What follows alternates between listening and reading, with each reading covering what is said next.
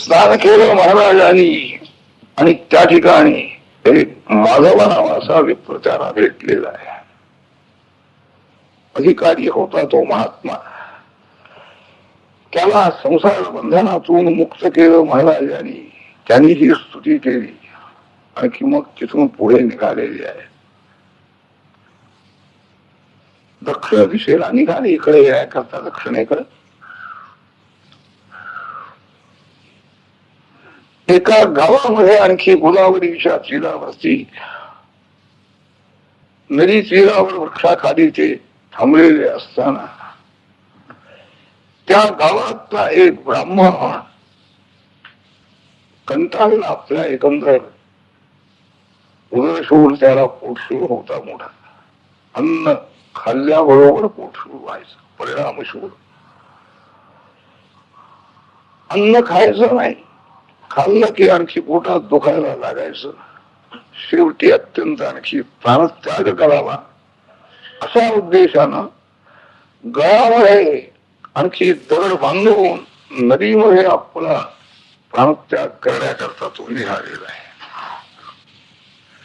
यांशी महाराजांशी नजर गेली. सगळ्या शिष्याला त्याने सांगितलं त्याला घेऊन या म्हणत.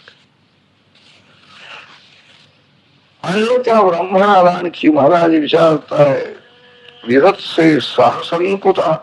का बाबा एवढा जीवाला का कंटाळला असतो? चांगला ब्रह्मजन्म तुला मिळालेला आहे आणि या जन्मामध्ये काहीतरी ईश्वराची आराधना करून आपलं कल्याण करून घेता येतं आणि या देह का टाकतोस? तो अतिशय त्रस्त झालेला होता. काय म्हणाला महाराज? नुसतं विचारून काय करता मला? काय माझं दुःख आहे? भोगतो आहे मी आजपर्यंत जन्माला आल्यापासून. हा शूर झालेला आहे. पोटशूर.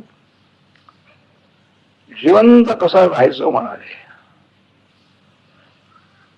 अन्न हे वैरी आहे माझ्या याला.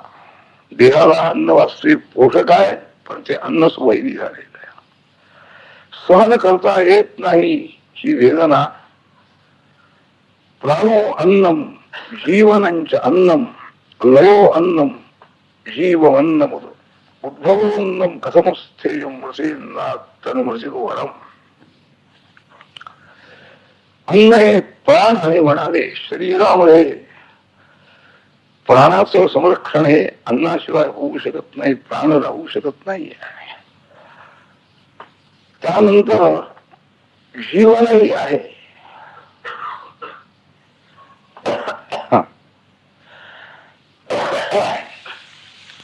त्याचप्रमाणे अन्न हे लय आहे म्हणजे निद्रा. लय म्हणजे निद्रा असा अर्थ केला महाराजांनी. आणि जीवन म्हणजे औषध आहे. हे शरीर राहण्याकरता शरीर स्थितीचं औषध आहे. त्याचप्रमाणे उद्भव अन्नम वीर्यरूपाने परिणत झालेलं अन्न हेच आणखी उत्पत्तीचं कारण आहे. उत्पत्तीला संरक्षणाला निद्रारूप लयाला सगळ्याला कारण असलेलं हे अन्न. अन्नाशिवाय राहायचं कसं म्हणाले. ते तर अन्न मला वैरी झालेलं आहे. काही अन्न सोडून मी खाऊ शकत नाही म्हणाले. पूर्वजन्मामध्ये माझ्या हातून काही आणखी अन्नदान घडलेलं नसेल म्हणाले. पुण्य कोणचंही मी केलेलं नाही. काहीचा विप्रांचा ग्रास मी हरण केलेला असेल. माता पितरांची निंदा माझ्या हातून झालेली असेल.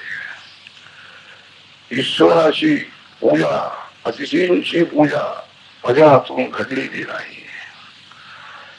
माता पितरांना सोडून देऊन स्त्रीसह एकट्यानेच मी मिष्टान्न भक्षण केलेलं असेल. आपल्या पूर्वकर्माचं स्मरण करतोय. काहीही माझ्या हातून उपकार झालेला नसेल म्हणून माझी अशी स्थिती झालेली आहे. व्यर्थ उभार होऊन राहण्यापेक्षा आणखी शरीर टाकणं बरं. अर्थमत्ता गाठ पडलेली आहे. तो आपण काय महाराजांना भेटलेला नाही. संकटात सापडलेला आहे. मला असं संकट आहे म्हणून सांगणारा तोही भक्त आहे, मुद्दाम शोध करून जर गेला तर त्याची भक्ती. पण याला तसं काहीच नाही, पूर्वीच काही सुकृतही असेल त्याच. म्हणून प्राणत्याग करण्याच्या वेळेला महाराजांचं दर्शन झालं, त्यांनीच त्याला बोलावून घेतलं. माझी दास्य अन्न पथ्यंते. गुरु महाराज सांगतात, ब्रह्मा भिवू नकोस म्हणे, तुझा दोष गेला, सगळा गेला म्हणे. माझ्याजवळ औषध आहे म्हणाल्याची तुला मी सांगतो. मी शक्तम आहे, उत्तम वैद्य आहे म्हणे. भवरोग वैद्य महाराजांना म्हणतात ना देवाला. तो हे सर्वही तुझा रोग समोर निवडून जाईल. रोगाचं कारण म्हणजे जे काही पातक आहे, ते पातकामुळे हा रोग उत्पन्न झालेला आहे. समाधान झालं ब्राह्मण. असं काहीतरी महाराजांच्या कथेला आपण बरे होऊ असं त्याला वाटलं. इतक्या त्या गावामध्ये असलेला एक अधिकारी ब्राह्मण सैनदेव नावाचा, कांचीवासी म्हणजे ते आता कडगंची तिथं राहणारे ते होते, पण इकडे आलेले होते. या गावामध्ये अधिकारी म्हणून त्यांची नेमणूक झालेली होती. नम्र अशा प्रकारचे आहे. आणि त्यांचा मालक म्हणजे एक यवन होता. त्याने येऊन सायनदेवाने नमस्कार केलेला आहे. महाराज म्हणाले, बाबा हा जो ब्राह्मण आहे हा आता प्राणत्याग करायला आला होता म्हणाले. मरतो इच्छा निर्गुण होईल. अतिशय याला व्यथा होती आहे पोटशुळामुळे, आणि आपल्याला देहत्याग करावा असं याला वाटत आहे. त्याला एक औषध मी सांगतो म्हणे, तुम्ही त्याप्रमाणे याला सहाय्य कर. स्वादू अन्नम अल्पय. औषध कोणतं सांगितलं, दुसरं कोणीतरी औषध देते असं वाटलं त्याला. त्याने सुद्धा रोग बरा झाला असता.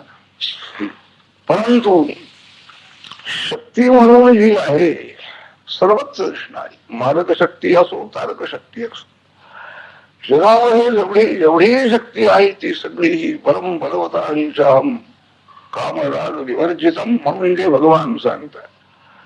प्रल्हादजींनी आपल्या पित्याला तेच सांगितलं, पिताजी माझ्याजवळ कोणाचं बळ आहे तुम्ही विचारलं, कोणाच्या बळावर माझी आज्ञाचं उल्लंघन करतो, तर तुमच्याजवळ तरी कोणाचं बळ आहे हा तरी तुम्ही विचार केला का? सर्वच एक बलरूपाने शक्ती ही त्याचीच आहे, परमेश्वराची. दुसरं औषध दिलं असतं तरी रोग गेला असता. पोटशुळ झाला काय, काही त्यांनी दिलंय, भस्म दिलं, काही दिलं असत. परंतु ज्या अन्नाची त्याला भीती वाटती आहे, अन्नामुळे आपण मरणार आहोत. अन्न हे जीवन आहे, अन्न हे सगळं उत्पत्ती स्त्री सगळ्याला कारण अन्न आहे. मग ते अन्न ज्या अन्नामध्ये असलेली ही शक्ती का गेली असा त्याचा प्रश्न आहे.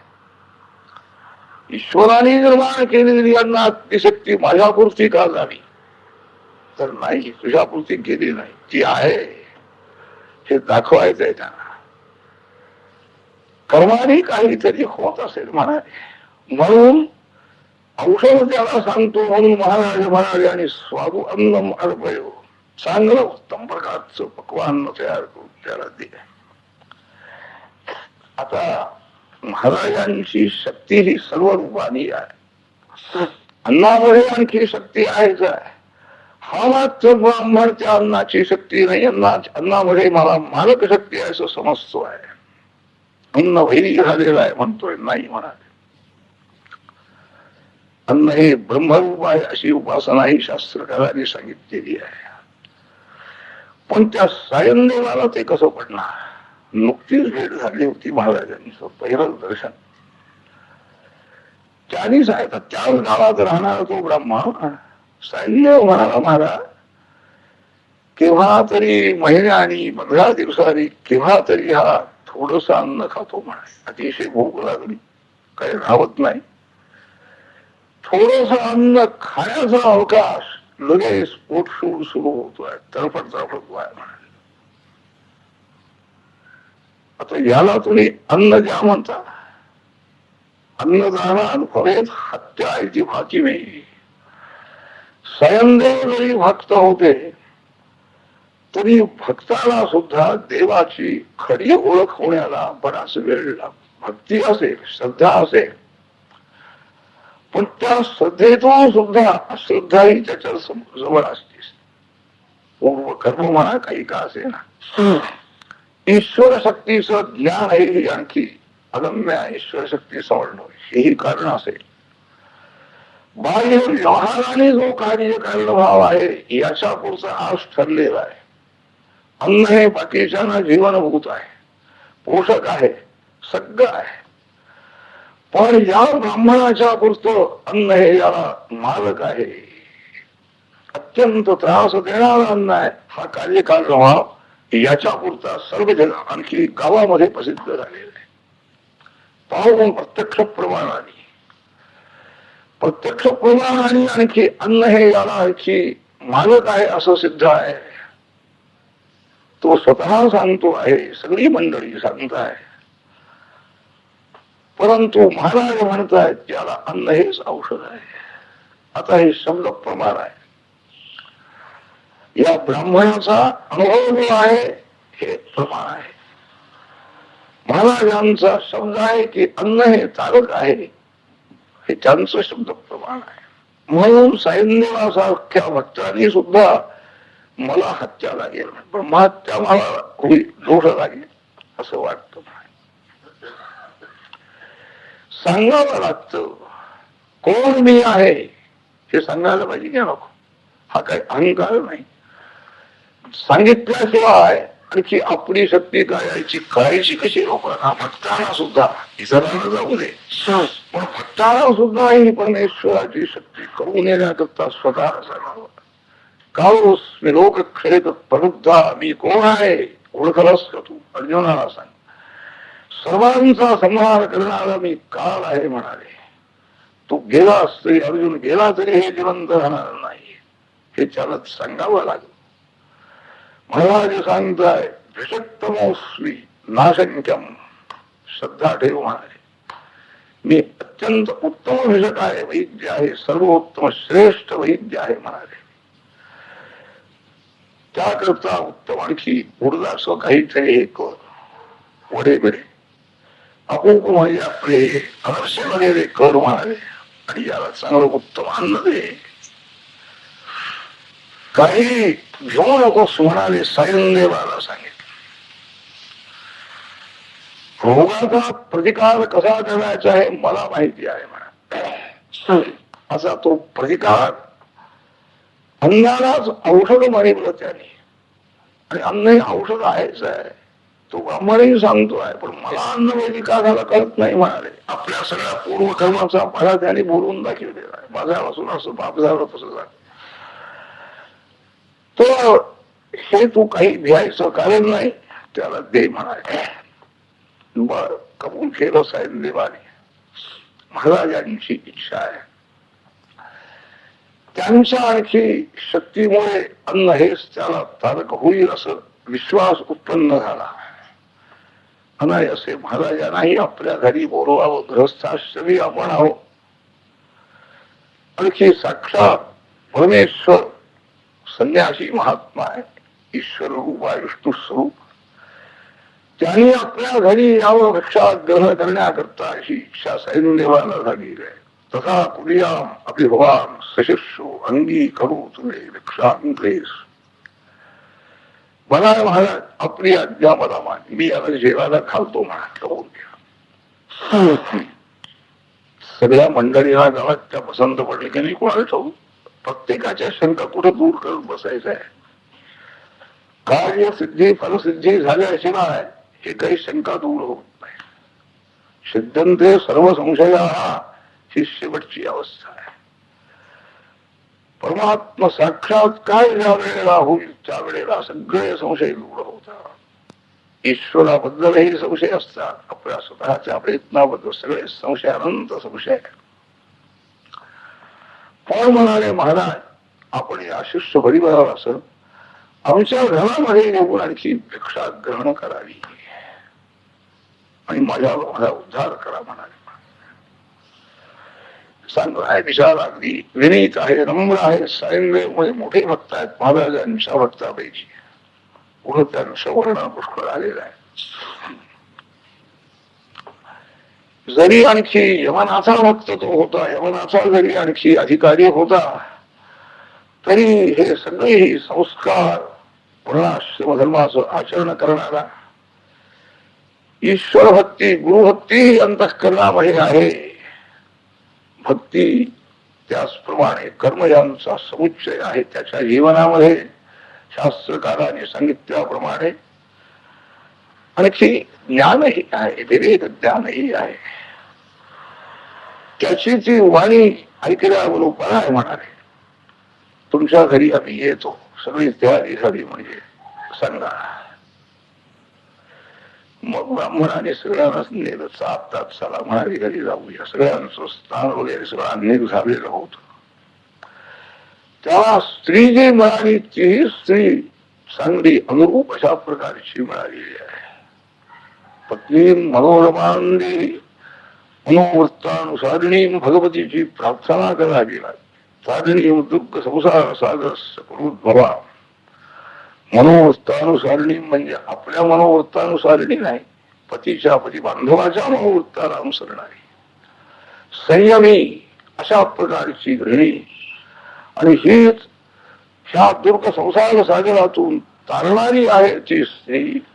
म्हणून तिचं आणखी मागणी अशी स्त्री मिळावी म्हणून भगवतीची उपासना करावी लागली. कर्ममनिषीने अशी स्त्री मिळाली पाहिजे संसार करा म्हणून ब्रह्मदेवाने पित्याने आज्ञा केली. पित्याची आज्ञा मान्य करून बाकीची सगळी मुलं सनत कुमार सनक सनंदन वगैरे आम्हाला हे नाही म्हणे, संसार करायचा नाही, प्रवृत्ती मार्ग आम्हाला पसंत नाही म्हणाले. प्रवृत्ती मार्ग पसंत नाही म्हणजे कसं, प्रवृत्तीच निवृत्तीरूप होती म्हणाले, पण आता कुठे सांगत बसायचं, ते सगळे आपले विरक्त झालेले आहे. पण कर्दमाने ऐकलेलं आहे आणि पित्याची आज्ञा पूर्ण करण्याकरता म्हणून अशी स्त्री आपल्याला संसाराला उपयोगी उपयुक्त मिळाली. म्हणून 10,000 वर्षापर्यंत तपश्चर्या त्याने केलेली आहे. भगवान श्रीहरी प्रसन्न झाले आणखी त्याने मग ती मनुराजाची कन्या त्याची त्यांची स्त्री झालेली आहे. भगवंताने ईशापासून अवतार धारण केलेले आलेले आहे. शिष्याना बरोबर घेऊन महाराज सैनदेवाच्या वाड्यामध्ये आलेले आहे. स्त्री गृहिणी चांगली मिळालेली होती. रांगोळ्या वगैरे उत्तम काढलेले आहेत. त्याचप्रमाणे उत्तम आसनं प्रत्येकाला मांडलेली आहेत. अशा स्थितीनं त्यांची पूजा वगैरे सैनदेवानी केली. अगदी यथाविधी पूजा आहे. पुरुष सूक्त आहे, रुद्रमंत्र आहे, धूप दीप सगळं आहे. आणखी सर्वही उपचार साक्षात परमेश्वर आहे या बुद्धीनं सर्व केलेलं आहे. त्यानंतर स्तोत्र पठणही केलेलं आहे. तो कवीही असेल किंवा काव्यशक्ती निर्माणही झालेली असेल. संतोष महाराजांच्या चित्ताला संतोष दिलेला आहे. महाराजांचं जे आणखी पाय धुतलेलं ते तीर्थ होतं त्याचीही पूजा केली त्यांनी. तीर्थाचीही पूजा केलेली आहे. याप्रमाणे यथाविधी सगळं झालेलं आहे. आणि पात्र सगळी मांडली, मंडळ वगैरे करून सगळे संन्यासी मिळालेली आहे. दृष्टमात्रा म्हणून ते राजा भिक्षुर महोदधी ही शास्त्रकार सांगताय. दर्शनाबरोबर आणखी हे पवित्र करतात म्हणून. राजाचं दर्शन झालं की पवित्र आहे. भिक्षू संन्यासाचं नुसतं दर्शन झालं तरी सुद्धा पापक्षय होतो आहे. आणि महोदधीचं दर्शन झाल्याबरोबर पापक्षय होतो. तिथं साक्षात भगवान आणखी अनंत ब्रह्मांडाधिपती दत्तात्रेय श्रीपाद श्री वल्लभ नरसिंह सरस्वती महाराज स्वतः आणखी भिक्षा ग्रहण करण्याकरता आलेले आहे.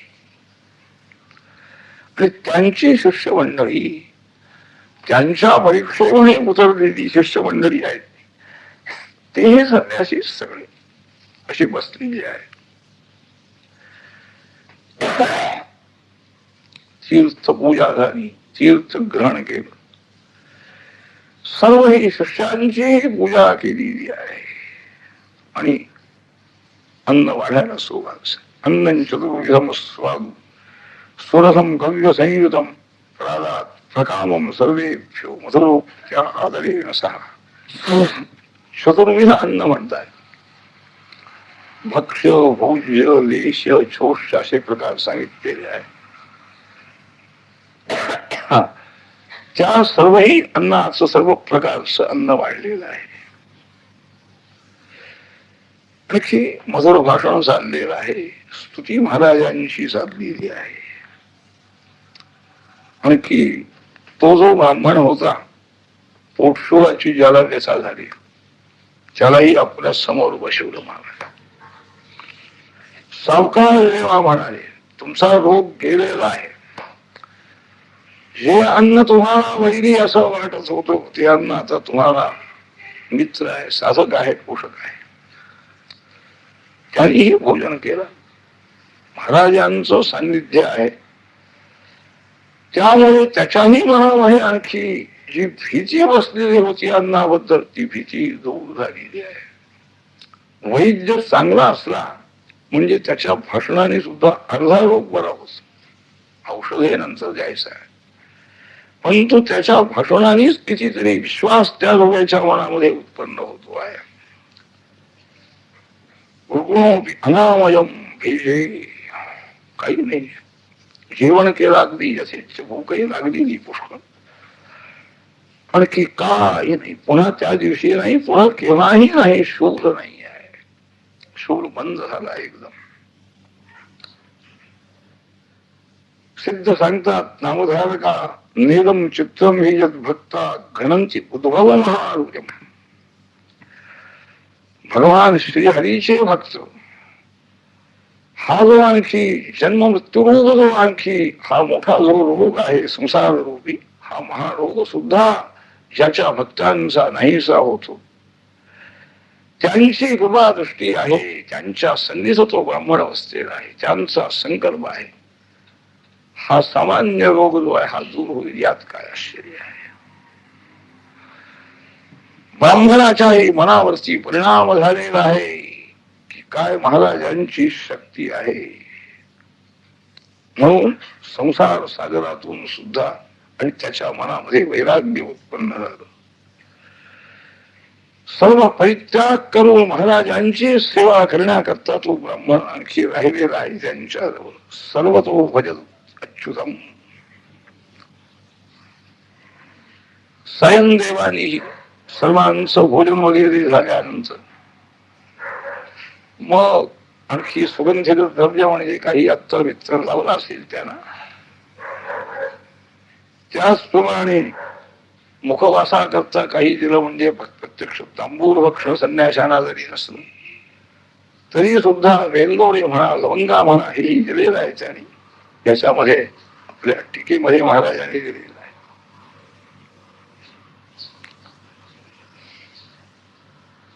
एवांबा लवंगांबा भोजनांते तू भक्षये अनुज्ञावी आहे.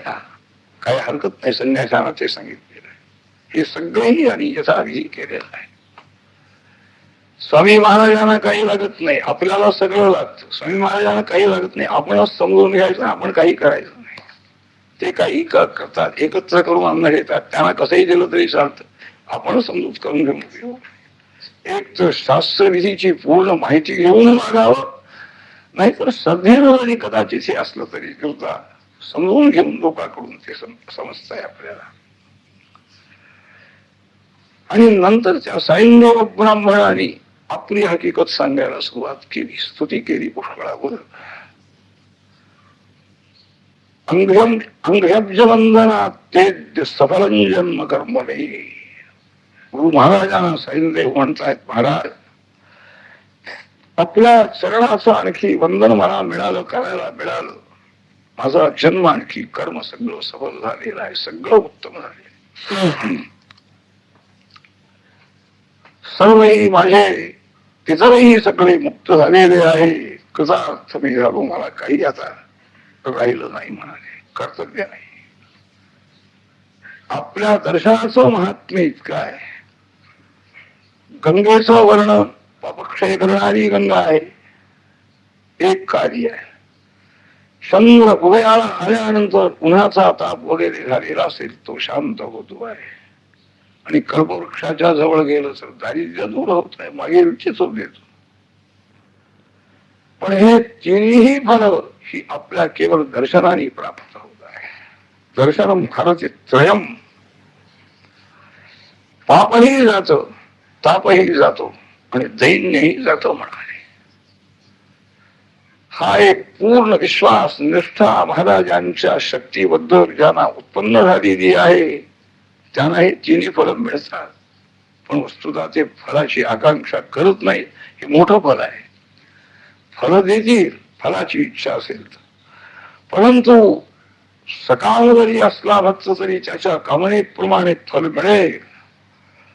पण ईश्वराचं किंवा महात्म्यांचं सामर्थ्य असं आहे की ज्या फलाची इच्छा उत्पन्न होती हे पाहिजे ते पाहिजे ती इच्छा बंद होऊन जाती आहे. आत्मानंद मिळाल्यानंतर काहीच इच्छा राहत नाही, तशी स्थिती होती आहे. आपण सर्व साक्षी आहात महाराज. सर्वांतरस्था अंतर्यामी रूपाने आपण सर्वत्र आणखी राहता. नियामक आपण आहात. आणखी परमात्मा आपण आहात, असंग आहात, निर्मल आहात. आपण मनुष्य रूपाने आपण अवतार घेऊन आलेले आहात. म्हणजे साक्षात मनुष्य समजत नाही. आचार्य मानविजानीया भगवान उद्धवजींना सांगताय. आचार्य म्हणजे मी आहे अशी समजूत. तेव्हा जन्म नाही, मृत्यू नाही, काही नाही, तरी सुद्धा साधूंचं साधूजनांचं संरक्षण करण्याकरता म्हणून आपण या ठिकाणी अवतार घेऊन आलेले आहे. मला दुसरं काही नाही नको म्हणाले महाराज. देवे ते अमरम दास्यम श्रद्धो वेदम कुणायशो. सैदेव मागताय निर्मल दास्य भक्ती आपण मला मिळावी. प्रल्हादजींचे तेच मागणे. दास्य मला पाहिजे म्हणाले, दुसरं काही नको. आणि इथे हे मागतायत मला तर पाहिजेच, पण माझ्या कुलाला वंशोवंशी आणखी आपली भक्ती माझ्या वंशामध्ये आपली व्हावी राहावी हीच फक्त याचना मला करायची आहे. याप्रमाणे खरं आपल्याला काय आहे, अंतःकरण कसं आहे ते सगळं व्यक्त केलं. पण सध्या प्रसंग जो सायनदेवांच्या जवळ आलेला आहे तो आता ते सांगतात.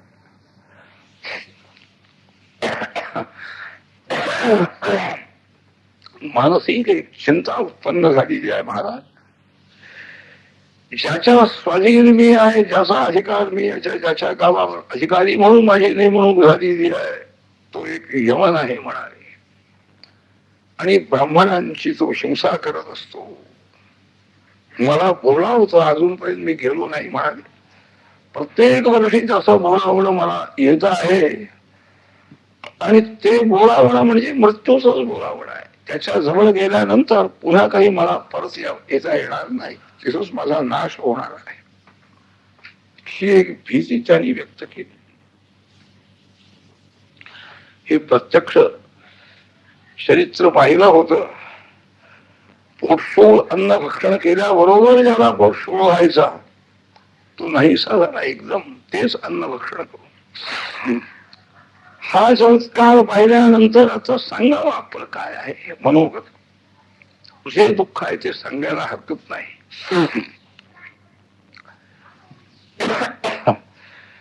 स्वामीला सांगायचं नाही तर सांगायचं कुणाला. दास्य भक्ती मागितली त्याने, पण दास्य भक्ती म्हणजे जसं जैशी स्थिती आहे तशापर्यंत आहे असं राहायचं की काय. यवनाने बोलावलं जायचं, त्यांनी मारलं तरी मरायचं असं करायचं का. अजून महाराजांची सेवा वंशोवंशी मला भक्ती घडली पाहिजे, मलाही घडली पाहिजे ही एक प्रबल वासना आहे. ती वासना अंतःकरणामध्ये असल्यामुळे ही वासना आपण व्यक्त केली तर ती वासना जरी आपली पुरी होईल ती खरी आहे. उगीच म्हणायचं त्याच्यात मृत्यूची भीती म्हणून नाही आहे. मृत्यू जर टळला आपला तर महाराजांची सेवा आपल्याला करता येईल ही खरी इच्छा आहे. म्हणून सांगितलं. माभी क्रूरमपि इदानीं यवनं वियाहि असंशयम. लगेच महाराज म्हणाले, जा म्हणाले, सैनदेवा तुमचा जो आणखी मालक आहे त्याला निश्चंत भेटायला जा म्हणाले, काही भीतीचं कारण नाही आहे. मोठ्या आनंदाने तुमचा सत्कार होईल, मोठ्या आनंदाने तुम्ही परत या, काही भीतीचं. नवे भक्त प्रणश्यती, हे आश्वासन आहे भगवंतांचं. कौंते पतिजानी नवे भक्त प्रणश्यती. काही प्रवचनकार सांगतात, अर्जुनाला, अर्जुना तू प्रतिज्ञा कर, माझ्यावर लोकांचा विश्वास नाही, तूच माझ्या वतीनं प्रतिज्ञा कर की देवाचा भक्त कधीही त्याचा नाश होत नाही. जा म्हणाले, यवनाकडे जा, भेटून या तुम्ही. निर्भयता ही आहे ना, भीती मनामध्ये असलेली ती काढून टाकली त्याची. ईश्वराच्या भक्ताला भीती ही दैवी संपत्तीचं पहिलं लक्षण म्हणजे अभयम सत्व संशुद्धी. अभयम हे मुख्य लक्षण आहे. ही देवानी दिलेली संपत्ती अभय हे देवानी देवापासूनच मिळते. निर्भय झालं पाहिजे भक्तांनी, मृत्यूची सुद्धा भीती नाही. तो तुझी पूजा करेल म्हणाले तुझा अधिकारी, आणि तोपर्यंत आम्ही तुझ्या गावामध्ये राहतो म्हणाले, हेही त्याला सांगितलं. तावत तिष्ठामि मा शुचा. आनंद झालेला आहे सैन्यदेवाला. आत्तापर्यंत टाळाटाळ केली होती, प्रत्येक वर्षाला बोलावणी यायचं, आज जाऊ उद्या जाऊ काहीतरी सांगून पुढं पुढं ढकललं होतं त्याने. गेला सैन्यदेव त्या यवनाच्या वाड्यामध्ये गेलेले आहेत. यवनाने त्याला पाहिलं, तो आत गेला आणि आणखी थोडीशी सोबळातली म्हणा किंवा काही कोणीतरी एक शस्त्र घेऊन एक विप्र आणि आपल्यावरती आलेला आहे. आपलं आणखी शरीर छिन्न करतो आहे की काय, मारतो आहे आपल्याला, असाच त्याला भास झाला त्या यवनाला. एकदम घाबरून उठलेला आहे आणि धावत धावत बाहेर हे आपले उभे राहिले होते सैन्यदेव. यांच्या जवळ येऊन नमस्कार केला, त्यांची पूजा वगैरे वस्त्र वगैरे त्यांना दिली, पूजा केली आणि गच्छ सुखंद योग सांगितलं, बाबा जा तुम्ही आपला अधिकार सांभाळा, आपलं आपलं काम व्यवस्थित करा. ज्या यवनाची कीर्ती अत्यंत क्रूर यवन आहे अशी होती. शरीरामध्ये उत्पन्न होणारा रोग, हा रोग दूर झाला, भौतिक कार्य आहे. परंतु ज्याची बुद्धी अत्यंत क्रूर अशा प्रकारची बुद्धी आहे, ही बुद्धीचं सुद्धा परिवर्तन केलेलं आहे भगवंताने. हेही सैन्यदेवाला पाहायला मिळालेलं आहे ना. ते नाश झालेले होते, आपण अधिकारावरती आहोत खरे आज, पण केव्हा आपला आणखी नाश होईल असे काही नाही. किती दिवस चुकी होणार आपण, आज येऊ उद्या येऊ म्हणून. पण महाराजांचं दर्शन झालं, मृत्यूची भीती दूर झालेली आहे, आणखी आपण सुरक्षित आहोत हा विश्वास निर्माण झाला. आणि महाराजांचं स्मरण करीत ते गेलेले आहे, आणि त्यामुळे अगदी उत्तम प्रकाराने यवनाचं आदर प्रेम आदर वगैरे संपादन करून परत आलेली आहे. सायंदेवी वीजा ही भ्रष्ट श्री गुरु महाराज अमंग झाला. सायंदेव परत आले धावत धावत महाराजांच्या दर्शनाकरता गेलेले आहेत. नरी जिरावरती सर्व वृत्तांत सांगितला त्यांनी. सिद्ध मुनी सांगतात नामधारकाला, बाबा गरुडाचा जो मुलगा आहे त्याला काही नाग काही चाल देईल काय, भक्षण करेल काय, मला शक्य आहे का? सिंहाचा जो शाळा आहे, सिंहाचा मुलगा, त्याला हत्ती काय पीडा करू शकेल काय? तसा हा जो गुरुभक्त आहे त्याला न क्षमोपी अंत करू द्रष्टुम. यवना हा काय करणार आहे म्हणा, प्रत्यक्ष मृत्यू सुद्धा आणि त्या गुरुभक्ताकडे पाहू सुद्धा शकत नाही आहे. त्यांना इच्छा झाली साईन देवाना यवनाचा ह्या अधिकार, यवनाची ही सेवा करण्यापेक्षा महाराजांची सेवा करावी आपण, त्यांच्या बरोबरच राहावं, म्हणजे कितीतरी आपल्याला लाभ, खरा लाभ होईल. हा लाभ जो आहे द्रव्य लाभ, हा काही खरा लाभ नाही आहे. विवेक उत्पन्न झाला संतांच्या संगतीनं. विवेक आणखी सत्संगती हे दोन महत्वाचे आणखी गुण महाराजांनी सांगितले. नेत्रद्वय म्हणून त्याला म्हटलेलं आहे. तो विवेक उत्पन्न झालेला आहे आणि सत्संगतीही मिळालेली आहे, तीही कायम राहावी, म्हणजे विवेक जाणार नाही, तो विवेकही वाढत राहील आणि सत्संगतीही कायम राहील, असा उद्देश. आणि त्या स्वयंदेवांचा होता महाराजांच्या बरोबर राहावं. पण महाराजांनी सांगितलं आता सध्या नको म्हणाले, तुम्ही इथंच राहा. दासोसी इष्टम लभे ते मे जष्टाब्जैर दर्शनम भरे. दास्य ज्या म्हणालास ना तू, दास्य भक्ती म्हणजे काय बरोबरच राहिलं म्हणजे दास्य होत असं नाही. आपल्या आपल्या वर्णाश्रम धर्माचं आचरण करणं कर्मयोग ज्याला म्हणतात. कर्मयोग म्हणजे दास्य भक्तीमध्येच त्याचा अंतर्भाव केला शास्त्रकाराने. ईश्वराच्या आज्ञेचं पालन करणं, स्वामीची आज्ञा पालन करणं हे दासाचं कर्तव्य आहे ना. मग देवानी जसं वागायला सांगितलेलं आहे त्याप्रमाणे वागलं म्हणजे काही भक्ती झाली नाही असं समजण्याचं कारण काय? हीच भक्तीच आहे, दास्य भक्ती आहे. तू दास आहेस म्हणून महाराजांनी सांगितलं म्हणजे दास्य भक्ती त्याला मिळालेली आहे. पुन्हा म्हणाले 16 वर्षांनी आमची भेट होईल असं त्याला आश्वासन दिलेलं आहे. तिथंच त्याला राहायला सांगितलं. स्वयंदेवही राहिलेले आहेत. प्रत्यक्ष महाराजांचं दर्शन झालं, पूजा घडलेली आहे. आणखी सर्व एकंदर आपलं संकट टळलेलं आहे. महाराजांची दृष्टी आपल्यावर आहे. महाराज काही बरोबर आले नव्हते त्या जेवणाच्या घरापर्यंत, वाड्यापर्यंत. याच्या गावात राहूनच त्यांनी त्याचा आणखी हे संकट दूर केलेलं आहे. तेव्हा आपण आता कुठेही राहिलो तरी महाराजांची दृष्टी आपल्यावर आहे. परमात्मा सर्वव्यापी आहे हे समजण्याकरता असाही काही अनुभव यायला पाहिजे. सायनदेवाने हे सांगितलंय, काही वाईट झालं नाही की कितीही दूर भक्त असला तरी देव दूर नाही, देव सर्वत्र आहे, सर्वव्यापी आहे. तो दूरही आहे आणि तो जवळही आहे असं उपनिषदामध्ये दोन्ही वर्णन आहे. तदु अंतिके तद दूरे. काही बुद्धिवादी संशोधन करणारे म्हणतात, काय म्हणाले विसंगत, परमेश्वर दूरही आहे म्हणतात, जवळही आहे म्हणतात, हे विसंगत आहे. नाही, दूर आहे कोणाला म्हणाले, जरी जगा धाकुटे हवी तरी जवळी कमाजी. जवळ आहे परमात्मा पण धाकट व्हायला पाहिजे. निरंकार जो झालेला आहे त्याला परमात्मा दूर आहे. स्वतःचा अहंकार ज्याला वाढवायचा आहे, स्वतःचाच आणखी सामर्थ्य आहे असं समजणारा जो आहे त्याला तो दूर आहे म्हणाले.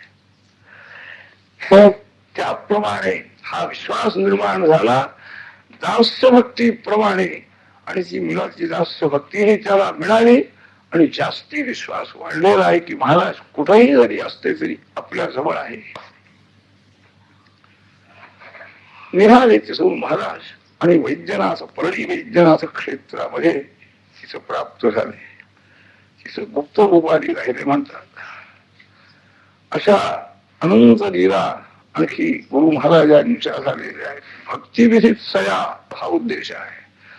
सर्वांच्या चित्तामध्ये भक्ती प्रेम हे निर्माण झालं पाहिजे. सर्व भूतांच्या ठिकाणी आणखी प्रेम निर्माण होणं ही उच्च भूमिका भक्तीची सांगितलेली आहे. सर्वत्र एक परमात्मा आहे, परंतु तितकी भूमिका मिळायला आणखी अधिकार प्राप्त होणं कठीण आहे, हळूहळू होणार.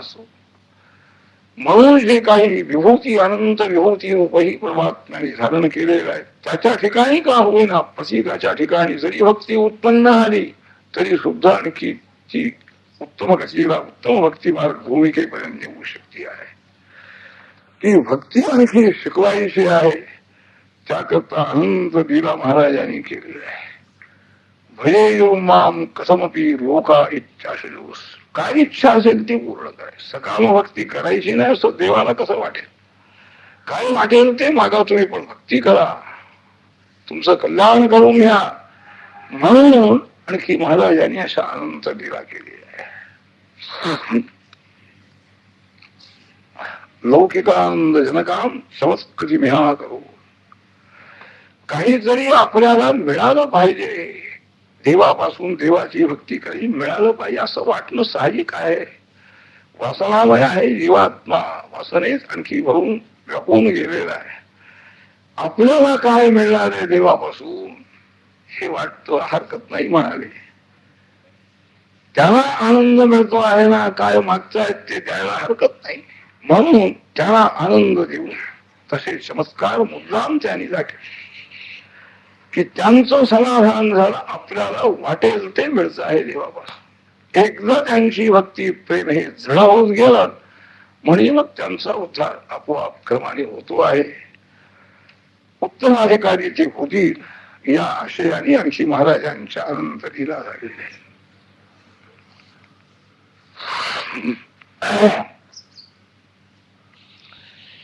काहीही हेतून सहेतुक भक्ती का होईना, आपण करची भक्तो आणखी भगवत भजवानी सर्व पापक्षयांचा झाला म्हणजे यांची मुमुक्षता, मग मुमुक्षा निर्माण होईल.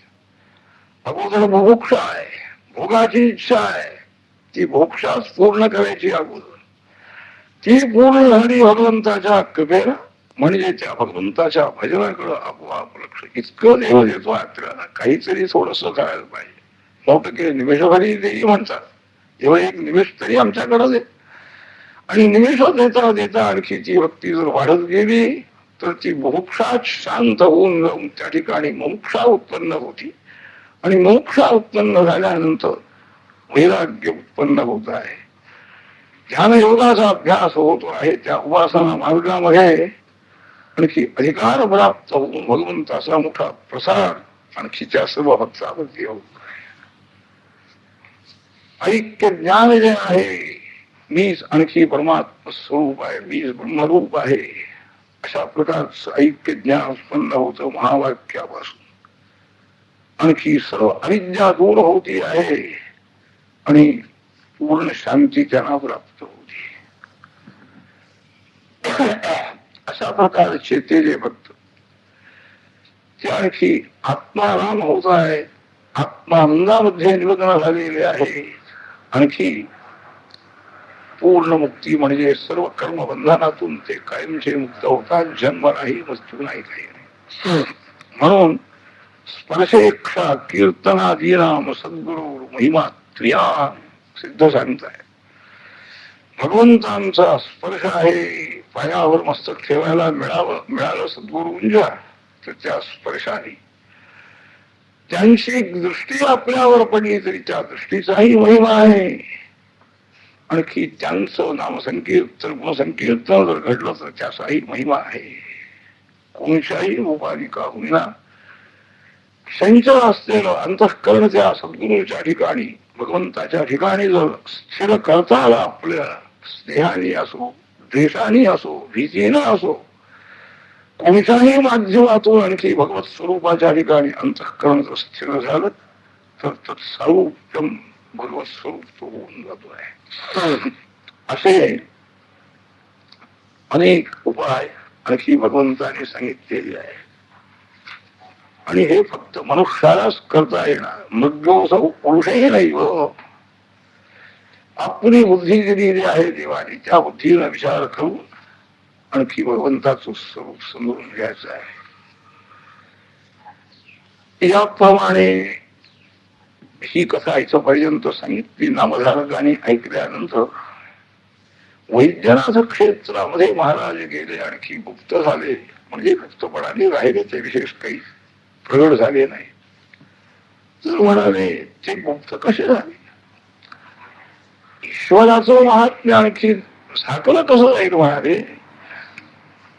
कस्तुरी ही जर गुप्त ठेवली तरी जरा वास सगळीकडे येतोच की नाही, ते कसे गुप्त झाले हा एक प्रश्न आहे. त्यांच्या बरोबरची शिष्यमंडळी कुठं गेली हे सगळं सांगा महाराज. नामधारकाच्या मनामध्ये सद्गुरूंचं चरित्र आणखी जितकं ऐकायला मिळेल तितकं ऐकावं अशी जास्ती इच्छा उत्पन्न झाली. विचारतोय सिद्धा नाही, आनंद होत नाही. सिद्ध सांगतात नामधारका,